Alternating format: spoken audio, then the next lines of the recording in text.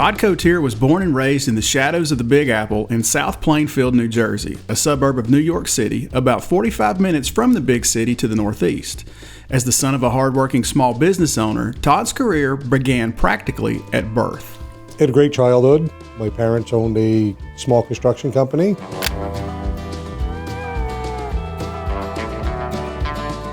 After school activities included 100% of the time was work. I played Little League when I was younger, 7, 8, 9 years old, but after that, then it was the family business that took priority. Just started working at my father's shop, first cleaning the shop, scraping the floors, cleaning the floors, and from there progressed on to helping the mechanics that were actually on staff, or mechanic that was on staff.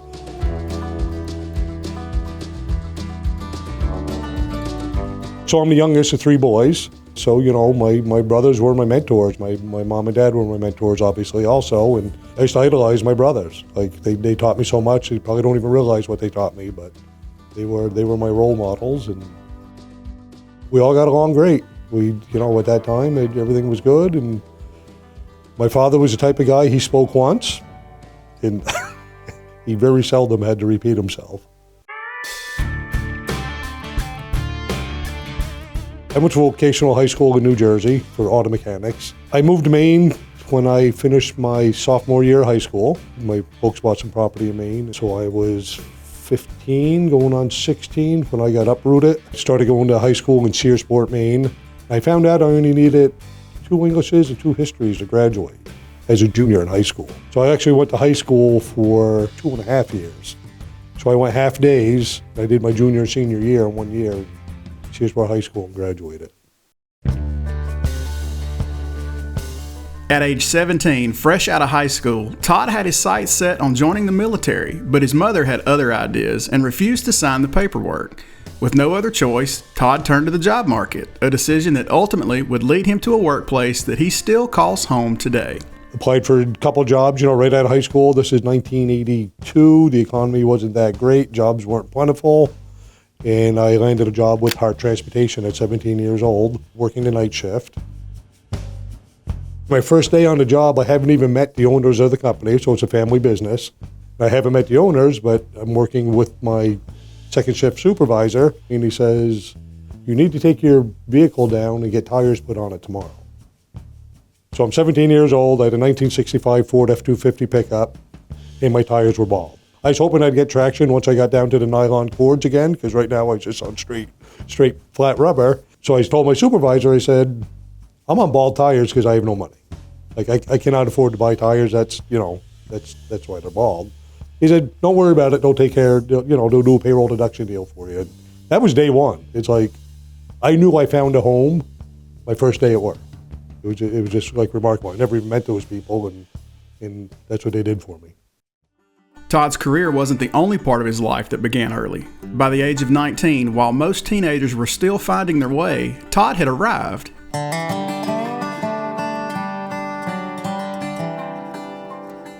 So I fell in love with a high school sweetheart. So I went to high school for 6 months. The best thing I got out of that was my wife and a diploma, in that order.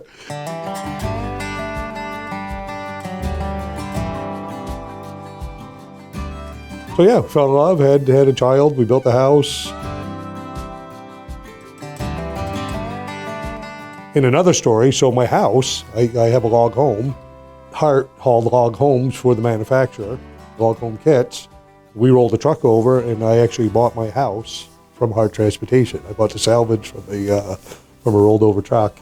So first set of tires, and my house literally came from the factory store, right, back in the day. And people used to ask me, why are you so dedicated to your job? It's there's 2 reasons right there, right?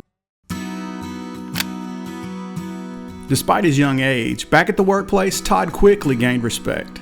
I knew how to work. I gained respect instantly because I wasn't slacking. I knew I had to work all the time. I knew I had to stay busy. So automatically I got respect. You did all this stuff nobody else would do or wanted to do. We hauled some fun products back in the day. We hauled beef hides in dry van trailers. So I don't know if you've ever dealt with those, but they're not the most pleasant thing. And so I had to do all that stuff. And the Hartt family, working for them, you just wanted to work hard for them. There was something about them, I don't know how they did it, but you just wanted to please them.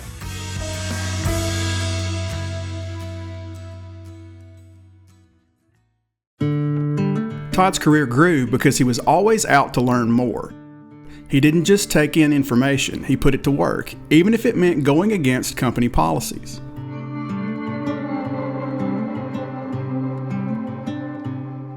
Every little seminar that like the local spring dealer would have or the local truck dealer would have, back in the day, they used to have trainers that would come in and do a 2-hour seminar. I went to every one of those. So we'll just say our spring vendor, right, the guy we bought our springs and our brake parts from, they teach how to change his spring properly. And we did it 1,000% wrong. I did it the way I was trained at work, and we did everything wrong. We reused all the U-bolts, we rethreaded them, we heated them, we did everything you're not supposed to do. So I listened to my training, I went under there, I cut the U-bolts, just cut them in half, threw them on the floor, told my shop manager that I needed U-bolts, and he's like, "You cut the U-bolts?" It's like, "Yeah." "Well, why'd you do that? We reuse them." And he went in and got the owner of the company. It's like, oh my God, I'm gonna get fired because I got to send U-bolts off, right? So anyhow, I talked to the owner. I told him everything I learned that night and everything the guy said. He said, "Well, let's try that for a while."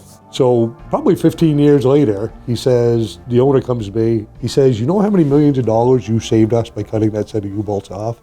Like, he remembered that from that long ago. Todd's desire to learn didn't just make him good at his job, it led him to master it, and his expertise didn't go unnoticed. By the age of 25, he was a lead truck mechanic, and by the age of 30, he was a shop foreman. Eventually, Hartt Transportation founder Delmont Hartt made a decision that would change Todd's career path. For most, this would have been a promotion, but for Todd, it was mixed emotions. He forced me into an office. So the founder of a company forced me in the office, and it's like, "I can make you so much money on the floor," like that, that's what I did. He says, "You can make me a lot more money in the office." I don't think so. Finally, he forced me to take my toolbox home. He's like, "You need to take that home. Like, this is not a discussion anymore. Your toolbox leaves, you're not working on the floor anymore." And I was devastated by that. It's like, I was good on the floor. I was a good wrench, and I understood how things worked and why they work. And, I could tear a truck apart, put it together, in any aspect of one of our trucks. I could do any of that stuff. And, again, I was devastated when I was asked to not be on the floor anymore. And he was right. He was spot on. I could save a lot of money sitting behind a desk and setting up training programs, setting up maintenance schedules.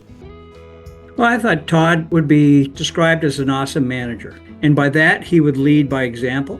He had several shops from Maine to South Carolina, I think. And what struck me is he would do an inventory every year for parts inventory. Now, as a fleet director, I don't think he had to do the actual counting. Every year, he would make a trip down to the shops and participate in the inventory. So he led by example, which I think was important.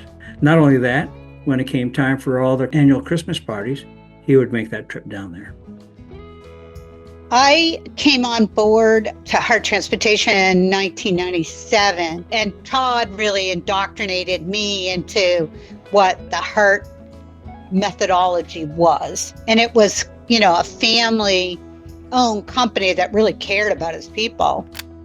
Working elbow to elbow with a lot of people that had that same feeling was great. But let's tell you, those were not easy years, and they were lean, so anytime I needed help from Todd, he was always available for whatever we needed.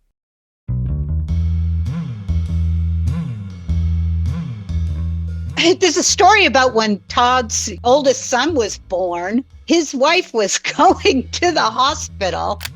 So I had to go on a road call. We had a truck that broke a drive line on probably one of the steepest hills in our area in Maine. So I got the drive shaft out, dropped off the broken parts. They're going to build us a new drive shaft, drive line. And I call the shop, and they say, "Oh, Lisa's over to the hospital having your baby." So, okay, so I drive right over to the hospital, help deliver my son. Everybody's fine. The baby's fine. My wife is fine. I'm not making a lot of money. So I call the drive shaft shop. The drive shaft is done. So I leave the hospital and I go back to put the drive shaft back in the truck. Now, she was not so happy about his commitment to duty that particular day as perhaps the company might have been, but I don't know if I'm proud of that moment, but it's true. It's true stories.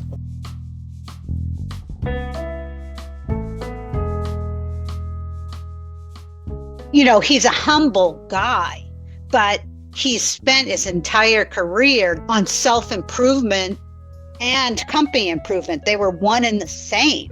One year I went to so many schools. The founder of our company is like, are you going to work at all this year? Like, you go from one school to another, one manufacturer school to the other. He just set his sights on what he wanted to be and how he wanted to run his maintenance shop and how he wanted his fleet to look, and went for it.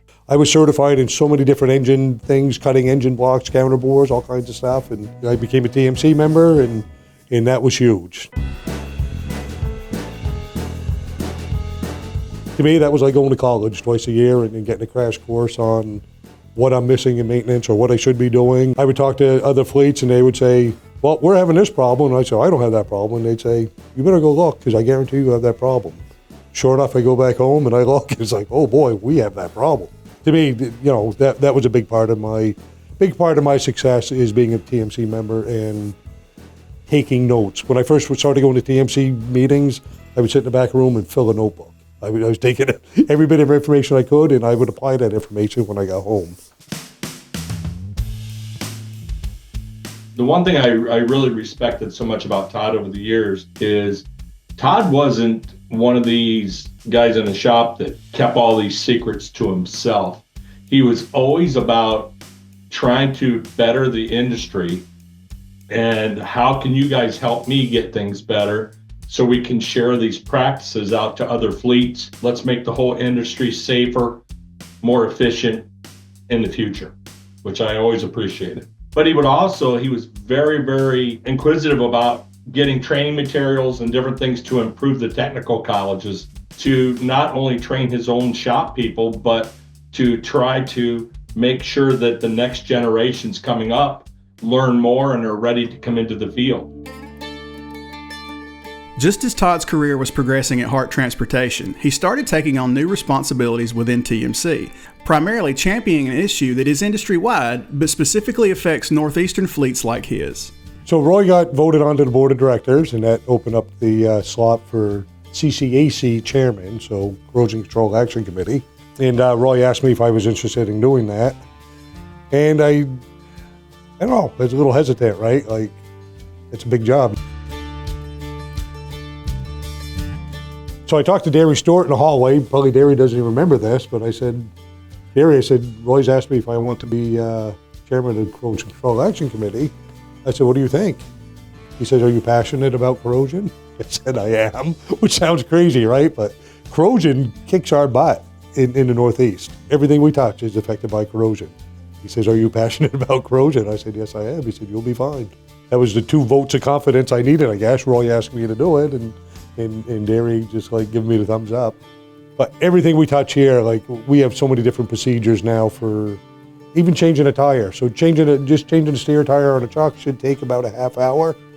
We're probably hour and 15 minutes because back when we had drum brakes, the brake drum would come off, clean all the corrosion behind the brake drum, clean the brake drum mounting surfaces and inspect everything, check, just corrosion was everywhere.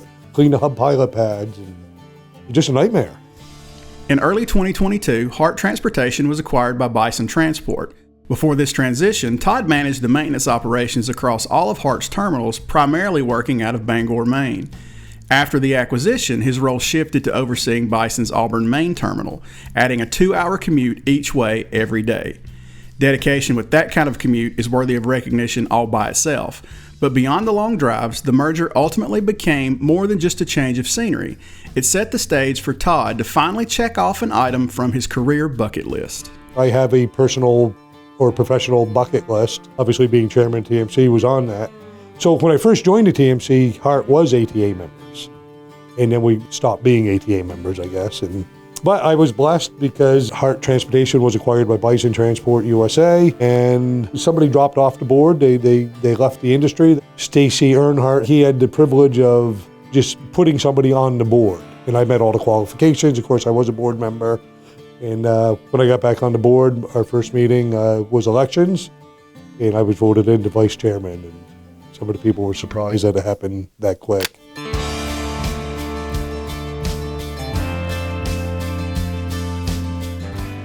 So that was an awesome part of my career to become chairman. Todd's reputation for maintenance excellence wasn't only recognized by TMC and his employer. It caught the attention of truck and equipment manufacturers too. Some of the best feedback a manufacturer can get comes from the people who actually use it, or in Todd's case, the people who have to fix it. We had a routing and clipping issue with one manufacturer, and I was invited to the plant 6 times one year to meet with engineering. We're a small fleet out of Bangor, Maine. What do I know? Like, you guys build trucks, you know, like.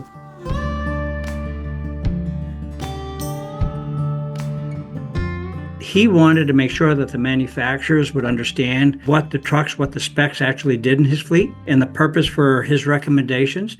As for example, if we'd go to the factory, he'd be talking to the engineers and explain to them why this is important to their fleet and where their shortcomings are. Matter of fact, about years later, the manufacturers, designed several new trucks, and I got invited out to see one of the prototypes. And when I got there, I knew the lead engineer, I guess. He was our district service manager for a while. So when I got there, he says, "You won't find any routing and clipping issues with this truck," and I'm about 10 feet from it. And I say, "I see 3 already." It's like, "Oh crap!" So I show him the 3 issues. He takes off. He takes a bunch of notes, goes to his office to make corrections. The electrical connections when you're in manufacturing. And with the state of Maine and with all the processes that they salt the roads with brine, corrosion was a big deal. So he addressed that with the manufacturers, sealing up those connections, for some changes that probably would not have been thought about. So I almost think that's probably one of my largest accomplishments is the ability to work with manufacturers, vendors, that type of thing, and to help solve problems and not just throw somebody under the bus and, slander their product or whatever. Corrosion and maintenance aren't Todd's only passions. He's also deeply committed to giving back. He's a proud Freemason and Shriner and actively supports Shriners Children's Hospitals, helping families in need. But to become a Shriner, you have to be a Mason. So not everybody knows what a Mason is, but it's the oldest fraternal organization in the world. To me, it's an honor to be a Mason, I guess. But one of the things I do is I drive a little tractor-trailer truck in parades on the weekends and in the summertime. He raised a lot of money for the Shriner Hospital in Boston. They have a festival of lights, and, the company actually even helped with the purchase of all the stuff, but Todd would go over and set it all up. Just spent a lot of time making a quality event for people to attend that would in turn raise, hundreds of thousands of dollars for the hospital in Boston. When it comes to personal traditions, he's made time for an annual hunting trip with close friends for more than 25 years. And in his rare moments of downtime, you'll probably find him working on an old tractor or two. Hunting is my passion, my true passion, and I have a group of friends that we've been hunting together for, I would say, over 25 years now. And we travel somewhere every year, whether it's to Canada or, central part of the country or Missouri or wherever. And we all get together and hunt. And just be 10-year-old kids again is what it seems like when we go to hunting camp. We've been hunting and fishing buddies for many, many years. Todd and I, we joke around about it. We kind of said we've been sleeping together for over 30 years because no matter where we went, we bunked together.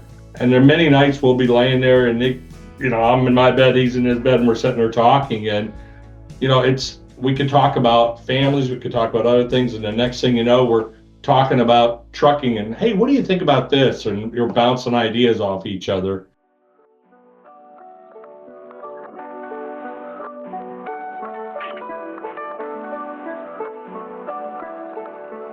When looking back on Todd's life and career, you'll see someone who doesn't just settle for a job well done.